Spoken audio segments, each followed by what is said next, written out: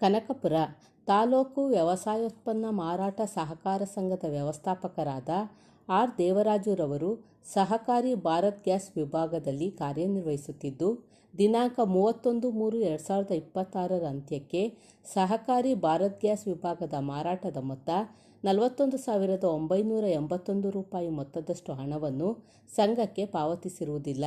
ಹೊಂದಿರುವ ಬಗ್ಗೆ ನಿಗದಿತ ಅವಧಿಯೊಳಗೆ ಲೆಕ್ಕಪಾಲನಾ ವಿಭಾಗಕ್ಕೆ ದಾಖಲೆ ಸಲ್ಲಿಸಿರುವುದಿಲ್ಲ. ಇದರಿಂದ ಸರ್ಕಾರಕ್ಕೆ ಜಿಎಸ್ಟಿಯನ್ನು ನಿಗದಿತ ಸಮಯಕ್ಕೆ ವರದಿ ಮಾಡಲು ಸಾಧ್ಯವಾಗಿರುವುದಿಲ್ಲ. ಗ್ಯಾಸ್ ಗೋದಾಮಿನಲ್ಲಿ ಬೇರೆ ದಾಸ್ತಾನು ತಂದು ಗ್ರಾಹಕರಿಗೆ ಮಾರಾಟ ಮಾಡಿರುತ್ತಾರೆ ಮತ್ತು ಹಾನಿಯಾಗಿರುವ ಸ್ಟವ್, ಕುಕ್ಕರ್ ಮತ್ತು ಹಾವಿಯಾಗಿರುವ ಸಿಲಿಂಡರ್ಗಳನ್ನು ಕಂಡುಬಂದಿದ್ದು, ಸದರಿ ಹಾನಿ ಮತ್ತು ಹಾವಿಯಾಗಿರುವ ದಾಸ್ತಾನಿನ ಮೊತ್ತ 91,176 ರೂಪಾಯಿ 50 ಪೈಸೆಯಷ್ಟು ಸಂಘಕ್ಕೆ ಜಮಾ ಮಾಡಲು ತಿಳಿಸಲಾಗಿರುತ್ತದೆ ಮತ್ತು ಉಜ್ವಲ ಯೋಜನೆಯನ್ನು ನೀಡುವಾಗ ಅಗತ್ಯ ದಾಖಲೆಗಳನ್ನು ಸರಿಯಾಗಿ ಪರಿಶೀಲಿಸದೆ ಗ್ರಾಹಕರಿಗೆ ಉಜ್ವಲ ಗ್ಯಾಸ್ ಸಂಪರ್ಕ ನೀಡಿದ್ದು, ಸದರಿ ಉಜ್ವಲ ಗ್ರಾಹಕರಿಂದ ಹಣ ವಸೂಲಿ ಮತ್ತು ಇತರೆ ಗ್ಯಾಸ್ ಗ್ರಾಹಕರಿಂದ ಬಿಲ್ಗಿಂತ ಹೆಚ್ಚಿಗೆ ಹಣ ವಸೂಲಿ ಮಾಡಿರುತ್ತಾರೆ ಮತ್ತು ಗ್ರಾಹಕರಿಂದ ಸಿಲಿಂಡರ್ಗಳನ್ನು ದುರುಪಯೋಗ ಮಾಡಿರುತ್ತಾರೆ. ಸಂಘದ ಗ್ಯಾಸ್ ಏಜೆನ್ಸಿಯ ಗ್ರಾಹಕರ ಮನೆಗೆ ಅನಧಿಕೃತವಾಗಿ ತಾವು ಬೇರೊಬ್ಬ ವ್ಯಕ್ತಿಯ ಮೂಲಕ 2026 ಮಾರ್ಚ್ ತಿಂಗಳಾಂತ್ಯಕ್ಕೆ ಮ್ಯಾಂಡೇಟರಿ ಇನ್ಸ್ಪೆಕ್ಷನ್ ಮಾಡಿಸಿ 13,100 ಗ್ರಾಹಕರಿಂದ ರು 250ರಂತೆ 32,75,000 ಮೊತ್ತವನ್ನು ಸಂಘಕ್ಕೆ ಜಮಾ ಮಾಡದೆ ದುರುಪಯೋಗಪಡಿಸಿಕೊಂಡಿರುತ್ತೀರಿ ಎಂದು ಮೇಲ್ನೋಟಕ್ಕೆ ಕಂಡುಬಂದಿರುತ್ತದೆ. 2026ರಂದು ನಡೆದ ಸಂಘದ ಆಡಳಿತ ಮಂಡಳಿ ಸಭೆಯ ತೀರ್ಮಾನದಂತೆ ಆರ್ ದೇವರಾಜುರವರನ್ನು ಸಂಘದ ಸೇವೆಯಿಂದ ಅಮಾನತುಗೊಳಿಸಲು ತೀರ್ಮಾನಿಸಲಾಗಿತ್ತು. ಅದರಂತೆ ದಿನಾಂಕ 1/6/2026ಕ್ಕೆ ಅಮಾನತು ಆದೇಶ ಜಾರಿಗೊಳಿಸಲಾಗಿದೆ ಎಂದು ಸಂಘದ ಮುಖ್ಯ ಕಾರ್ಯನಿರ್ವಾಹಕರು ತಿಳಿಸಿದರು. ಇದು ಮುಂದಿನ ಆದೇಶದವರೆಗೂ ಚಾಲ್ತಿಯಲ್ಲಿರುತ್ತದೆ ಎಂದು ತಿಳಿಸಿದರು. ಪತ್ರಿಕಾ ಮಿತ್ರರಿಗೆ ನಮ್ಮ ವಂದನೆಗಳನ್ನು ತಿಳಿಸ್ತಾ, ಇವತ್ತು ನಾವು ಒಂದು ಪತ್ರಿಕಾಗೋಷ್ಠಿ ಕರೆದಿದ್ದೇವೆ. ವಿಚಾರ ಏನಪ್ಪ ಅಂದರೆ, ನಮ್ಮ ದೇಶದ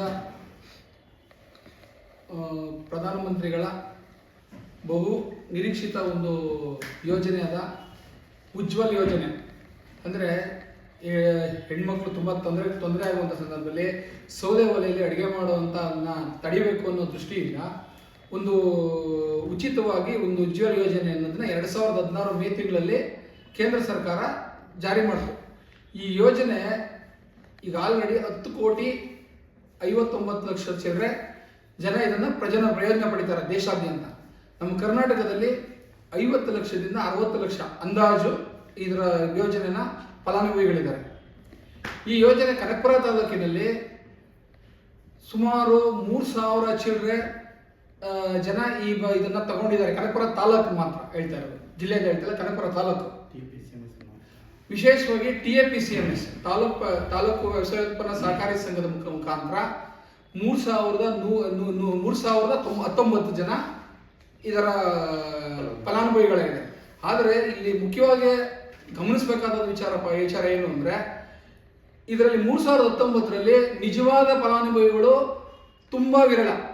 ಅಂದರೆ ಒಂದು 40% ಇದಾರೋ ಇಲ್ವೋ ಗೊತ್ತಿಲ್ಲ. ಅಷ್ಟು ಜನ ಇದನ್ನ ಬೇರೆಯವರು ಅಂದರೆ ಹಣವಂತರು, ಬಲವಂತರು, ರಾಜಕೀಯ ಪ್ರಭಾವಿಗಳು ಇದನ್ನ ಈ ಪ್ರಯೋಜನ ಪಡಿತಿದ್ದಾರೆ.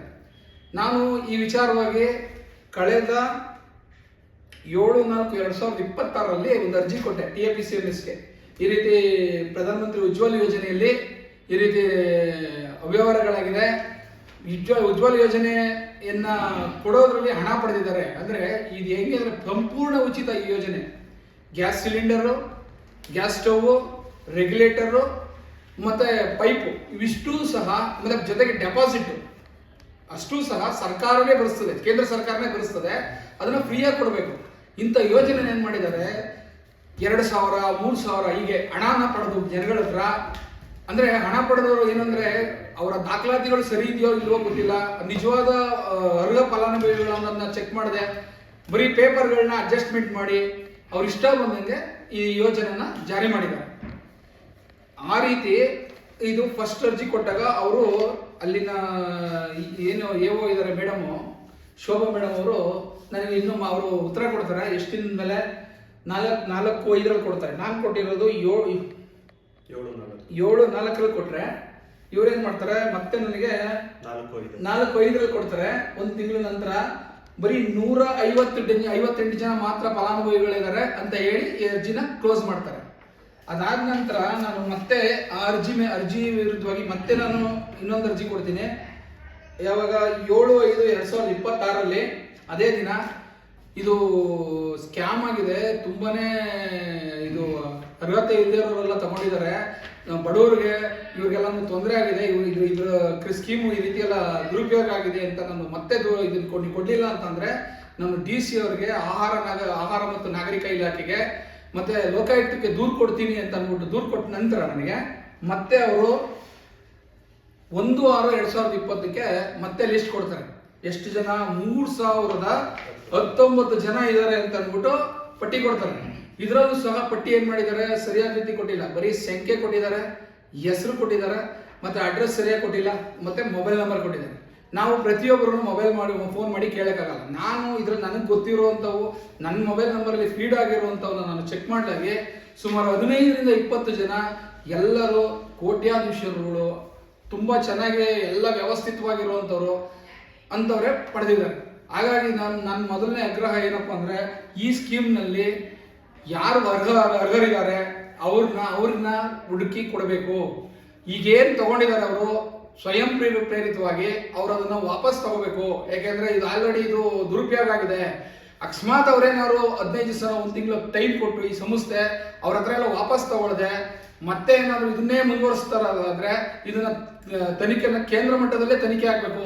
ಇದನ್ನ ನಾನು ಈಗ ಏನು ಈ ಯೋಜನೆಗೆ ಸಂಬಂಧಪಟ್ಟಂತ ಹಿರಿಯ ಅಧಿಕಾರಿಗಳಿಗೆ, ಆಹಾರ ಮತ್ತು ನಾಗರಿಕ ಪೂರೈಕೆ ಇಲಾಖೆಗೆ, ಮತ್ತೆ DC ಅವರಿಗೆ, ಮತ್ತೆ ನಮ್ಮ ಕರ್ನಾಟಕ ರಾಜ್ಯದ ಈಗಿನ ಮುಖ್ಯಮಂತ್ರಿಗಳು ಆಗ್ಲೇ ಹೇಳ್ತಿದ್ದಾರೆ 10 ರೂಪಾಯಿ ತಗೊಂಡ್ರು ಸಹ ನನಗೆ ತಿಳಿಸಿ ಅಂತ. ಇದರಲ್ಲಿ ಬ್ರಹ್ಮಾಂಡ ಭ್ರಷ್ಟಾಚಾರ ಆಗಿದೆ. ಹಾಗಾಗಿ ಇದನ್ನ ನೀವು ಉನ್ನತ ಮಟ್ಟದಲ್ಲಿ ತನಿಖೆ ಮಾಡಿ ಇದನ್ನು ಸರಿಯಾದ ರೀತಿಯಲ್ಲಿ ಕ್ರಮ ತಗೊಂಡು ತಪ್ಪಿತಸ್ಥರ ವಿರುದ್ಧ ಕ್ರಮ ತಗೋಬೇಕು. ಆಮೇಲೆ ಇದು ಸಾಲದೆ ಇದಕ್ಕೆ ಇನ್ನೊಂದು ವಿಚಾರ ಏನು ಅಂದ್ರೆ, ಇದಾದ ನಂತರ ಅಲ್ಲಿನ ಮ್ಯಾನೇಜರ್ ದೇವರಾಜ್ ಅನ್ನೋರ್ನ ಸಸ್ಪೆಂಡ್ ಮಾಡಿದ್ದಾರೆ. ನಾವು ದೂರು ಕೊಟ್ಟು ಇದೆಲ್ಲ ಕೊಡಕ್ ಮುಂಚೆ ಅವ್ರಿಗೆ ದೂರು ಮಾಡಿದ್ದಾರೆ. ಅದರಲ್ಲೂ ಕೂಡ ಮೆನ್ಷನ್ ಮಾಡಿದ್ದಾರೆ, ಉಜ್ವಲ್ ಯೋಜನೆಯಲ್ಲಿ ಈ ರೀತಿ ಹಣ ದುರುಪಯೋಗ ಮಾಡ್ಕೊಂಡಿದ್ದಾರೆ, ಅದ್ರಲ್ಲಿ ಹಣ ಪಡೆದು ಕೊಟ್ಟಿದ್ದಾರೆ, ಪೇಪರ್ಗಳನ್ನ ಸರಿಯಾದ ರೀತಿಯಲ್ಲಿ ಅವರು ತಗೊಂಡಿಲ್ಲ, ದಾಖಲಾತಿಗಳನ್ನ ತಗೊಂಡಿಲ್ಲ, ಈ ರೀತಿ ಎಲ್ಲ ಮಾಡಿದ್ದಾರೆ, ಈ ತರ ಅನ್ಯಾಯ ಆಗಿದೆ ಅನ್ನೋದು ಕೂಡ ಅದರಲ್ಲಿ ಇದೆ. ಇಷ್ಟೆಲ್ಲ ಇದೆ. ಹಾಗಾಗಿ ದಯಮಾಡಿ ಇದನ್ನ ದೊಡ್ಡ ರೀತಿಯಲ್ಲಿ ತನಿಖೆ ಮಾಡಿ ಕ್ರಮ ತಗೋಬೇಕು ಅಂತ ಈ ಮೂಲಕ ಕೇಳ್ಕೊತೀನಿ. ಇನ್ನು ಮುಖ್ಯ ವಿಚಾರಗಳನ್ನ ನಿಮ್ಮ ನಾಗಾರ್ಜುನ್ ಅವರು ತಿಳಿಸ್ತಾರೆ. ನಮಸ್ತೆ.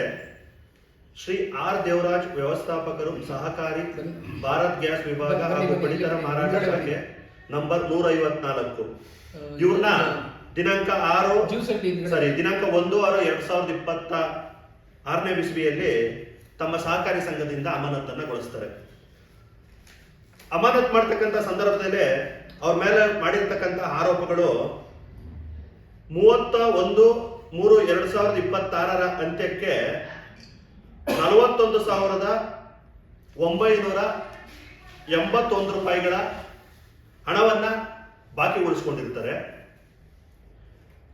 ಜೊತೆಗೆ ನಿಗದಿತ ಸಮಯದೊಳಗಡೆ GSTಗಳನ್ನ ಫೈಲ್ ಮಾಡದೇ ಇರತಕ್ಕಂಥ ಆರೋಪವನ್ನ ಮಾಡಿದ್ದಾರೆ.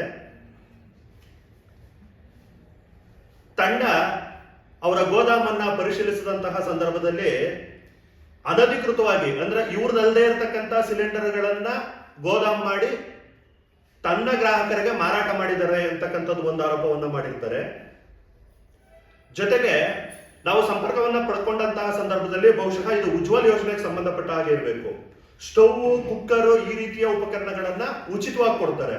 ಅವು ಡ್ಯಾಮೇಜಸ್ ಆಗಿದೆ, ಜೊತೆಗೆ ಸಿಲಿಂಡರ್ಗಳ ಆವಿಯಾಗಿದೆ ಅಂತ ಹೇಳ್ತಾರೆ. ಅಂತ ಹೇಳಿದ್ರೆ ಇದು ಗ್ಯಾಸ್ ಟ್ಯಾಪ್ ಓಪನ್ ಆಗಿದೆ ಅಥವಾ ರೀಫಿಲ್ಲಿಂಗ್ ಯಾರಿಗೋ ಕೊಟ್ಟಿದ್ದಾರೆ ಅನ್ನೋದು ಆರೋಪ. ಯಾಕಂದ್ರೆ ಈಗ ಯುದ್ಧದ ಸಂದರ್ಭದಲ್ಲಿ ಗ್ಯಾಸ್ಗಳ ಡಿಮ್ಯಾಂಡ್ ಆಗಿ ರೀಫಿಲ್ಲಿಂಗ್ ಈ 1 kg 5 kg ಈ ರೀತಿಯ ಫಿಲ್ಲಿಂಗ್ ಸೆಂಟರ್ಗಳು ಮುಚ್ಚಿದೆ. ಅವರೇನಾದ್ರೂ ತಂದಲ್ಲಿ ಸ್ಟೋರ್ ಮಾಡಿದ್ರ ಅಂತಕ್ಕಂಥ ಒಂದು ಆರೋಪ ಇದೆ. ಇದ್ರಲ್ಲಿ ಸ್ಪಷ್ಟವಾಗಿ ಉಲ್ಲೇಖ ಮಾಡಿಲ್ಲ. ಗ್ಯಾಸ್ ಆವಿಯಾಗಿರ್ತಕ್ಕಂಥದ್ದು ಅಂತ ಹೇಳ್ತಾರೆ. ಇದ್ರಗಳ ಮೊತ್ತ 97,176 ರೂಪಾಯಿ 50 ಪೈಸಾ ಇದನ್ನ ಸಂಘಕ್ಕೆ ಜಮಾ ಮಾಡಿಲ್ಲ ಅಂತ ಹೇಳಿ ಒಂದು ಆರೋಪವನ್ನ ಮಾಡ್ತಾರೆ. ಇದೇ ರೀತಿ ಪ್ರಧಾನಮಂತ್ರಿಯವರ ಕನಸಿನ ಯೋಜನೆಯಾದಂತಹ ಉಜ್ವಲ್ ಯೋಜನೆಯ ದಾಖಲಾತಿಗಳನ್ನ ಸರಿಯಾಗಿ ಪರಿಶೀಲಿಸದೆ ಅಂತ ಉಲ್ಲೇಖ ಮಾಡ್ತಾರೆ. ಅಂದ್ರೆ ಗ್ರಾಹಕರಿಗೆ ಉಚಿತವಾಗಿ ಕೊಡ್ಬೇಕಾದ್ರೆ ಸರ್ಕಾರ ಒಂದಿಷ್ಟು ಕ್ರೈಟೀರಿಯಾಗಳನ್ನ, ಈಗ ಮುಖಂಡರು ತಿಳಿಸಿದ ಹಾಗೆ ಒಂದಿಷ್ಟು ಕ್ರೈಟೀರಿಯಾ ಗೈಡ್ಲೈನ್ಸ್ ಗಳು ಇರ್ತವೆ. ಆ ಗೈಡ್ಲೈನ್ಸ್ ಗಳ ವಿರುದ್ಧವಾಗಿ ಇವರು ಸಂಪರ್ಕವನ್ನ ಕೊಟ್ಟಿದ್ದಾರೆ ಅಂತ ಹೇಳ್ತಾರೆ. ಇವರು ಪ್ರತಿ ಸಂಪರ್ಕಕ್ಕೆ ಸಾರ್ವಜನಿಕವಾಗಿ ಇರ್ತಕ್ಕಂತಹ ಆರೋಪಗಳೇನು ಅಂತ ಹೇಳಿದ್ರೆ 2,500 ಇಂದ 3,000 ರೂಪಾಯಿ ಉಸುರಿ ಮಾಡಿದ್ದಾರೆ ಅಂತ. ಅವರು ಫಸ್ಟ್ ಮುಖಂಡರೊಬ್ಬರು ಅರ್ಜಿ ಕೊಟ್ಟಂತಹ ಸಂದರ್ಭದಲ್ಲಿ ಕೇವಲ 158 ಸಂಪರ್ಕಗಳು ಮಾತ್ರ ಇದೆ ಅಂತ ಹೇಳಿ ಅಧಿಕೃತವಾಗಿ ಮಾಹಿತಿಯನ್ನ ಒದಗಿಸಿರ್ತಾರೆ. ಅಂದ್ರೆ 3,119 ಸಂಪರ್ಕದಲ್ಲಿ ಕೇವಲ 158 ಮಾತ್ರ ಅಧಿಕೃತ ಸಂಪರ್ಕ, ಅಂದ್ರೆ ಅರ್ಹ ಫಲಾನುಭವಿಗಳು ಅಂತಕ್ಕಂಥದ್ದನ್ನ ನಾವು ಆರೋಪ ಮಾಡ್ತಾ ಇದ್ದೇವೆ ಈ ಸಂದರ್ಭದಲ್ಲಿ. ಮಿಕ್ಕ 2,850ಕ್ಕೂ ಹೆಚ್ಚು ಸಂಪರ್ಕಗಳು ಅನಧಿಕೃತ ಅಂತ ಕಾಣುತ್ತವೆ. ಯಾಕೆ ಅಂತ ಹೇಳಿದ್ರೆ ಇವರೆಲ್ಲ ಬಲಿಷ್ಠರಿದ್ದಾರೆ, ಒಂದು ಪಕ್ಷದ ಮುಖಂಡರುಗಳಿದ್ದಾರೆ, ಕಾರ್ಯಕರ್ತರುಗಳಿದ್ದಾರೆ. ಇವ್ರು ಯಾರು ಈ ಹಿಂದೆ ಗ್ಯಾಸ್ ಸಂಪರ್ಕ ಇರ್ಲಿಲ್ವಾ? ಅಂದ್ರೆ ಉಚಿತವಾಗಿ ಬರ್ತಾ ಇರ್ತಕ್ಕಂಥ ಗ್ಯಾಸ್ ಅನ್ನ ಪಡ್ಕೊಂಡು, ಯಾಕಂದ್ರೆ ವರ್ಷದಲ್ಲಿ 6 ರಿಂದ 9 ಸಿಲಿಂಡರ್ಗಳನ್ನ ಉಚಿತವಾಗಿ ಕೊಡ್ತಾರೆ. ಆ ಉದ್ದೇಶದಿಂದ ಇರ್ತಕ್ಕಂಥ ಸಿಲಿಂಡರ್ಗಳನ್ನ ಡಮ್ಮಿ ಮಾಡಿ ಹೊಸ ಉಜ್ವಲ ಯೋಜನಾ ಸಂಪರ್ಕವನ್ನ ಪಡ್ಕೊಂಡಿದ್ದಾರೆ ಅಂತಕ್ಕಂಥದ್ದು ನಮ್ಮ ಆರೋಪ. ಜೊತೆಗೆ ಅದೇ ರೀತಿ ಮುಂದುವರೆದು ಇಷ್ಟೆಲ್ಲ ಆರೋಪಗಳನ್ನ ಈ ಸಂಸ್ಥೆ ಯಾವಾಗ ಈ ದೇವರಾಜ್ ಮೇಲೆ ಮಾಡುತ್ತೆ ಅಂತ ಹೇಳಿದ್ರೆ, ಸರ್ಕಾರಿ ಸಂಸ್ಥೆ ಅವರು ಇವರಿಗೆ ಪತ್ರವನ್ನ ಬರೀತಾರೆ. ಸಹಕಾರಿ ಇಲಾಖೆಯಿಂದ ಪತ್ರವನ್ನ ಬರೆದು ಸಾರ್ವಜನಿಕರಿಂದ ನಿಮ್ಮ ಸಂಸ್ಥೆ ಮೇಲೆ ಇಷ್ಟೆಲ್ಲ ಆರೋಪಗಳು ಬಂದಿದೆ ಅಂತ ಹೇಳಿದ ನಂತರ ಇವ್ರು ಸಸ್ಪೆಂಡ್ ಮಾಡ್ತಕ್ಕಂಥದ್ದು. ನಾನ್ ಮಾನ್ಯ ಮುಖ್ಯಮಂತ್ರಿಗಳಿಗೆ, ಯಾಕಂದ್ರೆ ಮುಖ್ಯಮಂತ್ರಿಗಳಿಗೆ ಯಾಕೆ ಈ ಸಂದರ್ಭದಲ್ಲಿ ನಾನು ಪ್ರಶ್ನೆ ಮಾಡ್ತಾ ಇದ್ದೀನಿ ಅಂತ ಹೇಳಿದ್ರೆ, ಇಲ್ಲಿಯ ಶಾಸಕರವರು ಇದೊಂದು ಸಹಕಾರಿ ವ್ಯವಸ್ಥೆ ಇದೆ, ಅವರು ಸಹ ಅಲ್ಲಿ ಮತದಾರರು ಸಹ ಇದ್ದಾರೆ, ಇಷ್ಟೆಲ್ಲ ಅಕ್ರಮಗಳು ಯಾಕೆ ನಿಮ್ ಗಮನಕ್ಕೆ ಬರಲಿಲ್ಲ? ಸಾರ್ವಜನಿಕರು ಸಹಕಾರಿ ಇಲಾಖೆಗೆ ದೂರು ಕೊಟ್ಟಂತಹ ಸಂದರ್ಭದಲ್ಲಿ ಅವರು ಇವ್ರ ಮೇಲೆ ಯಾಕೆ ಕ್ರಮ ವಹಿಸಿಲ್ಲ, ಇಷ್ಟೆಲ್ಲ ದೂರಿದೆ ಅಂತ ಹೇಳೋವರೆಗೂ ಈ ಸಂಸ್ಥೆ ಏನ್ ಕತೆ ಕಾಯ್ಲಿಕ್ಕೆ ಏನಾದ್ರು ಹೋಗಿತ್ತ? ಕೇವಲ ಗ್ಯಾಸ್ ಒಂದರಲ್ಲೇ ಇಷ್ಟೆಲ್ಲ ಅಕ್ರಮ ಇದೆ ಅಂತ ಹೇಳಿದ್ರೆ ಇನ್ನು ಅಕ್ಕಿ ವಿತರಣೆಯಲ್ಲಿ ನಿಮ್ ಪರಿಸ್ಥಿತಿ ಏನಾಗಿದೆ? ಇದೆಲ್ಲ ಕೂಲಂಕುಷವಾಗಿ ತನಿಖೆ ಆಗಬೇಕು. ಜೊತೆಗೆ ಇವರನ್ನ ಅಮಾನತ್ ಮಾಡಿ 15-20 ದಿನ ಆದ್ರೂ ಇದು ಇವತ್ತಿನವರೆಗೂ ಸಾರ್ವಜನಿಕರಿಗೆ ಮಾಹಿತಿನೇ ಇರೋದಿಲ್ಲ. ಅಲ್ಲಿರ್ತಕ್ಕಂಥ ಯಾವುದೋ ನಿರ್ದೇಶಕರೊಬ್ರು ತಮ್ಮ ವಾಟ್ಸ್ಆಪ್ ಗ್ರೂಪ್ ಅಲ್ಲಿ ಇದನ್ನ ಹಂಚಿಕೊಳ್ಳಾಗಿ ಅವರ ಜನಾಂಗಕ್ಕೆ ಈ ವಿಷಯ ಆಚೆ ಬಂದಿದೆ, ಇಲ್ಲಾಂದ್ರೆ ಇದು ಈಚೆನೆ ಬರ್ತಾ ಇರಲಿಲ್ಲ. ನಮ್ಮ ಏನ್ ಹಕ್ಕೊತ್ತಾಯ ಕೇಳ್ತಿದೀವಿ ಈ ಸಂದರ್ಭದಲ್ಲಿ ಈ ಸಹಕಾರಿ ಸಂಘದವರ ಹತ್ರ ಅಂತ ಹೇಳಿದ್ರೆ ಅಧ್ಯಕ್ಷಗಳ ಬಳಿ, ಇವ್ರ ವಿರುದ್ಧ ಕೂಡಲೇ ಸಂಬಂಧಪಟ್ಟ ಪೊಲೀಸ್ ಠಾಣೆಯಲ್ಲಿ ಕ್ರಿಮಿನಲ್ ಪ್ರಕರಣ ದಾಖಲಾಗಬೇಕು. ಯಾಕೆ ಅಂತ ಹೇಳಿದ್ರೆ ಇದಿಷ್ಟು ಸಾರ್ವಜನಿಕ ಹಣ, ಇದು ನಿಮ್ಮ ಸಂಸ್ಥೆ ಅನ್ನೋದಕ್ಕಿಂತ ಹೆಚ್ಚಾಗಿ ಇದು ಸಹಕಾರಿ ಸಂಘ ಆಗಿರತಕ್ಕಂಥದ್ರಿಂದ ಇದು ಸಾರ್ವಜನಿಕರಿಗೆ ಸಂಬಂಧಪಟ್ಟ ಹಣ ಆಗಿದೆ. ಇದ್ರ ದುರುಪಯೋಗ ಮಾಡ್ಕೊಂಡ್ರೆ ಕೇವಲ ನಿಮ್ಮ ಸಂಸ್ಥೆಗೆ ಆಗ್ತಕ್ಕಂಥ ಲಾಸ್ ಅಲ್ಲ, ಅಲ್ಲಿರ್ತಕ್ಕಂಥ ಸದಸ್ಯರಿಗೆ ಆಗ್ತಕ್ಕಂತಹ ಲಾಸು, ಅಲ್ಲಿರ್ತಕ್ಕಂಥ ಮತದಾರರಿಗೆ ಆಗ್ತಕ್ಕಂತಹ ಲಾಸು. ಹಾಗಾಗಿ ಸಹಕಾರಿ ಸಂಸ್ಥೆ ಒಳ್ಳೆಯ ತೀರ್ಮಾನವನ್ನು ಪಡ್ಕೊಂಡು ಇವ್ರ ವಿರುದ್ಧ ಕ್ರಮ ವಹಿಸಲಿಕ್ಕೆ ಒಂದು ಪತ್ರವನ್ನು ಬರೆದಿದೆ. ಆ ಆಧಾರದ ಮೇಲೆ ಕೇವಲ ನೀವು ಅಮಾನತ್ ಮಾಡಿದ್ರೆ ಸಾಲದಿಲ್ಲ, ಇವ್ರ ವಿರುದ್ಧ ಕೂಡಲೇ ಪ್ರಕರಣ ದಾಖಲಾಗಬೇಕು, ಎಲ್ಲಾ ತನಿಖೆಗಳಾಗಬೇಕು. ಜೊತೆಗೆ ಸಾರ್ವಜನಿಕವಾಗಿ ಮತ್ತೊಂದು ಆರೋಪ ಇದೆ. ಈ ದೇವರಾಜು ಹೆಸರು ಅನ್ನೋ ಈ ದೇವರಾಜು ಅಂತಕ್ಕಂಥ ವ್ಯವಸ್ಥಾಪಕರು ಯಾರಿದ್ರು ತಮ್ಮ ಟಿಎಪಿಎಂಸಿ ಗ್ಯಾಸ್ ವಿಭಾಗದಲ್ಲಿ, ಅವರು ಪಡಿತರ ವಿತರಣಾ ಲೈಸೆನ್ಸ್ದಾರರು ಸಹ ಆಗಿದ್ದಾರೆ ಅಂತಕ್ಕಂಥ ಒಂದು ಆರೋಪ ಇದೆ. ಒಂದು ಸಹಕಾರಿ ಸಂಸ್ಥೆಯಲ್ಲಿ ನೌಕರನಾಗಿರ್ತಕ್ಕಂತಹ ಸಂದರ್ಭದಲ್ಲಿ ಆತ ಒಂದು ಲೈಸೆನ್ಸ್ ಅನ್ನ ಇಟ್ಕೊಳ್ಬಹುದಾ ಪಡಿತರ ವಿತರಣೆ ಮಾಡ್ಲಿಕ್ಕೆ ಅಂತೇಳಿ ಆಹಾರ ಮತ್ತು ನಾಗರಿಕ ಪೂರೈಕೆ ಇಲಾಖೆಯನ್ನು ನಾನು ಈ ಸಂದರ್ಭದಲ್ಲಿ ಪ್ರಶ್ನೆ ಮಾಡ್ತಾ ಇದ್ದೇನೆ. ಆ ರೀತಿ ಏನಾದರೂ ಸಾರ್ವಜನಿಕವಾಗಿ ಮಾತಾಡ್ತಾ ಇರ್ತಕ್ಕಂಥ ವಿಷಯ ಸತ್ಯ ಆಗಿದ್ರೆ ಕೂಡಲೇ ಅವನ ಮೇಲೆ ಕ್ರಮ ವಹಿಸಬೇಕು ಅಂತೇಳಿ ನನ್ನ ಮಾತನ್ನು ಮುಗಿಸ್ತಾ ಇದ್ದೇನೆ. ಇನ್ನೊಂದು ಮುಖ್ಯವಾದ ಅಂಶ ಏನು ಅಂತ ಹೇಳಿದ್ರೆ, ಈ ದೇವರಾಜ್ ಮೇಲೆ ಇರ್ತಕ್ಕಂತಹ ಆರೋಪ ಅವರ ಸಂಘದಿಂದ ಬರೆದಿರ್ತಕ್ಕಂಥ ಪತ್ರದಲ್ಲಿ ಇರ್ತಕ್ಕಂಥ ಆರೋಪ. ಸಂಘದ ಗ್ಯಾಸ್ ಏಜೆನ್ಸಿಯ ಗ್ರಾಹಕರ ಮನೆಗೆ ಅನಧಿಕೃತವಾಗಿ ತಾವು ಬೇರೊಬ್ಬ ವ್ಯಕ್ತಿಯ ಮೂಲಕ, ಅಂದ್ರೆ ಈ ಟಿಎಪಿಎಂಸಿ ಸಂಘ ಸಂಸ್ಥೆಯಿಂದ ಯಾರು ಗ್ಯಾಸ್ ಸಂಪರ್ಕವನ್ನ ಪಡೆದಿದ್ರು ಅಂತ ಗ್ರಾಹಕರ ಮನೆಗೆ ಅನಧಿಕೃತ ವ್ಯಕ್ತಿಯನ್ನ ಕಳಿಸಿರ್ತಾರೆ ಅಂತ ಹೇಳಿ ಉಲ್ಲೇಖ ಮಾಡ್ತಾರೆ. ಅಂದ್ರೆ ನಿಮ್ಮ ಸಂಸ್ಥೆ ಎಷ್ಟು ಕೀಳು ಮಟ್ಟಕ್ಕೆ ಇಳಿದಿದೆ. ಅನಧಿಕೃತ ವ್ಯಕ್ತಿಯನ್ನ ಕಳಿಸಿ ಮ್ಯಾಂಡೇಟರಿ ಇನ್ಸ್ಪೆಕ್ಷನ್ ಅನ್ನೋ ಹೆಸರಿನಲ್ಲಿ 13,100 ಗ್ರಾಹಕರ ಬಳಿ ಮ್ಯಾಂಡೇಟರಿ ಇನ್ಸ್ಪೆಕ್ಷನ್ ಹೆಸರಲ್ಲಿ 13,100 ಗ್ರಾಹಕರ ಬಳಿ 250 ರೂಗಳಂತೆ ವಸೂಲಿ ಮಾಡಿ ಒಟ್ಟು 32,75,000 ರೂಪಾಯಿ ಸಂಗ್ರಹವನ್ನ ಮಾಡಿದ್ದಾನೆ ಈ ವ್ಯಕ್ತಿ ಅಂತಕ್ಕಂಥದ್ದನ್ನ ನಾನು ಹೇಳ್ತಾ ಇರ್ತಕ್ಕಂಥದ್ದಲ್ಲ, ಆ ಸಂಸ್ಥೆ ಆತ ವ್ಯಕ್ತಿಯನ್ನ ಅಮಾನತ ಮಾಡ್ತಕ್ಕಂತಹ ಪತ್ರದಲ್ಲಿ ಉಲ್ಲೇಖ ಮಾಡಿರ್ತಕ್ಕಂಥದ್ದು. ಅಂತ ಹೇಳಿದ್ರೆ ಇಷ್ಟು ಈ ಒಂದು ವೆರಿಫಿಕೇಶನ್ ಅಲ್ಲಿ ಇಷ್ಟು ಈತ ಸಂಗ್ರಹ ಮಾಡಿದ್ದಾನೆ ಅಂತಕ್ಕಂಥದ್ದು ಸಂಸ್ಥೆ ಗಮನಕ್ಕೆ ಬಂದಿದೆ ಅಂತ ಹೇಳಿದ್ರೆ ಯಾವ್ಯಾವ ಇನ್ಸ್ಪೆಕ್ಷನ್ ಅಲ್ಲಿ ಈತ ಇನ್ನೆಷ್ಟೆಷ್ಟು ವಸೂಲಿ ಮಾಡಿದ್ದಾನೆ. ಸಾರ್ವಜನಿಕರು ಹೇಳ್ತಾರೆ ಈತನ ಭವ್ಯವಾದ ಬಂಗಲೆಗಳು ನೋಡ್ಬೇಕು ಅಂತ ಹೇಳಿ. ಒಂದ್ ಸಂಸ್ಥೆಯಲ್ಲಿ ಕೇವಲ ಮ್ಯಾನೇಜರ್ ಆಗಿರ್ತಕ್ಕಂಥ ವ್ಯಕ್ತಿ ಅಷ್ಟೆಲ್ಲ ದೊಡ್ಡ ಭವ್ಯವಾದ ಬಂಗಲೆಯಲ್ಲಿ ವಾಸ ಮಾಡ್ಲಿಕ್ಕೆ ಸಾಧ್ಯನಾ? ಈ ಎಲ್ಲ ಹಿನ್ನೆಲೆಯಲ್ಲಿ ಚೆಕ್ ಮಾಡಿ. ಜೊತೆಗೆ ಇನ್ನೊಂದು ದೊಡ್ಡ ಆರೋಪ ಏನು ಅಂತ ಹೇಳಿದ್ರೆ ಆ ಸಂಸ್ಥೆಯವರು ಹೇಳ್ತಾರೆ, ಹೋರಾಟಗಾರರು ಹೇಳ್ತಾರೆ, ಮಾಧ್ಯಮ ಮಿತ್ರರು ಹೇಳ್ತಿದ್ದಾರೆ, ಪ್ರತಿ ಗ್ಯಾಸ್ ವಿತರಣೆ ಸಂದರ್ಭದಲ್ಲಿ ಗ್ಯಾಸ್ ಮೊತ್ತಕ್ಕಿಂತ ಹೆಚ್ಚಿಗೆ ಹಣವನ್ನ ಯಾವುದೇ ಗ್ರಾಹಕರು ನೀಡೋ ಆಗಿಲ್ಲ ಅಂತ ಹೇಳಿ. ಆದ್ರೆ ಇವತ್ತಿಗೂ ಸಹ 50ರಿಂದ 100 ರೂಪಾಯಿ ಪ್ರತಿ ಸಿಲಿಂಡರ್ ಮೇಲೆ ಸಂಗ್ರಹ ಈ ತರ ಆದ ವ್ಯಕ್ತಿಗಳು ಅನಧಿಕೃತವಾಗಿ ವಸೂಲಿ ಮಾಡ್ತಾ ಇರ್ತಕ್ಕಂಥದ್ದು ಸಂಸ್ಥೆ ಗಮನಕ್ಕಿಲ್ವಾ? ಅದನ್ನೂ ಸಹ ಈ ಪತ್ರದಲ್ಲಿ ಉಲ್ಲೇಖ ಮಾಡಿದ್ದಾರೆ. ಅದರದ್ದು ಎಷ್ಟು ಕೋಟಿ ಆಗಿದೆಯೋ ಇವತ್ತವರೆಗೂ ಗೊತ್ತಿಲ್ಲ. ಜೊತೆಗೆ ಆ ವಿತರಣೆ ಮಾಡ್ತಕ್ಕಂಥ ವ್ಯಕ್ತಿಗಳಿಗೆ ಸಂಬಳ ಸಾರಿಗೆ ಇದೆಯೋ ಇಲ್ವೋ ಅದು ಗೊತ್ತಿಲ್ಲ.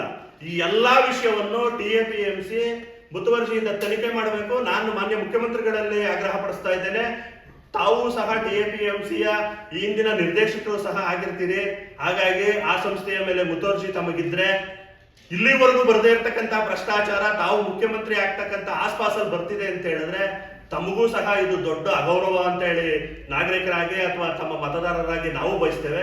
ಹಾಗಾಗಿ ಇದನ್ನ ಕೂಲಂಕುಷವಾಗಿ ತನಿಖೆ ಮಾಡಿ ಈತನ್ನ ಬಂಧನ ಮಾಡೋ ಜೊತೆಗೆ ಯಾರು ಈ ರೀತಿಯ ಹಣವನ್ನ ಕಳ್ಕೊಂಡಿದ್ದಾರೆ ಆ ಗ್ರಾಹಕರಿಗೆ ಮರುಪಾವತಿ ಆಗಬೇಕು.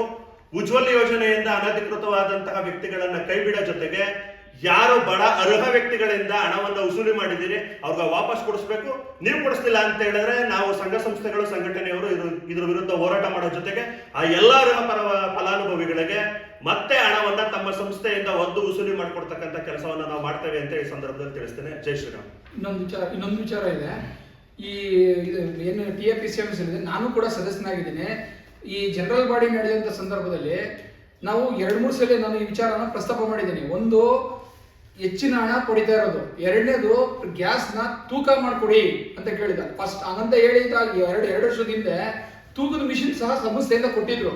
ಆದರೆ ಯಾವುದೇ ಕಾರಣಕ್ಕೂ ತೂಕದ ಮಿಷಿನ್ನ ಯಾರೂ ಉಪಯೋಗಿಸ್ತಾ ಇಲ್ಲ. ಇವಾಗಲೂ ಕೂಡ ನಾನು ಲಾಸ್ಟ್ ಜನರಲ್ ಬಾಡಿಲೂ ಕೂಡ ಕೇಳಿದ್ದೀನಿ, ತೂಕ ಮಾಡಿಕೊಡ್ತಾ ಇಲ್ಲ, ಜಾಸ್ತಿ ಹಣ ಪಡಿತಾ ಇದ್ದಾರಂತೆ. ಆದರೆ ಯಾವುದೂ ಇದರಿಂದ ಸ್ಟ್ರೀಮ್ ಲೈನ್ ನಡೀತಾ ಇಲ್ಲ. ಇದೊಂದು ವಿಚಾರವನ್ನು ಗಮನ ಹರಿಸ್ಬೇಕು ಅಂತ ನಾವು ಕೇಳ್ತೀವಿ.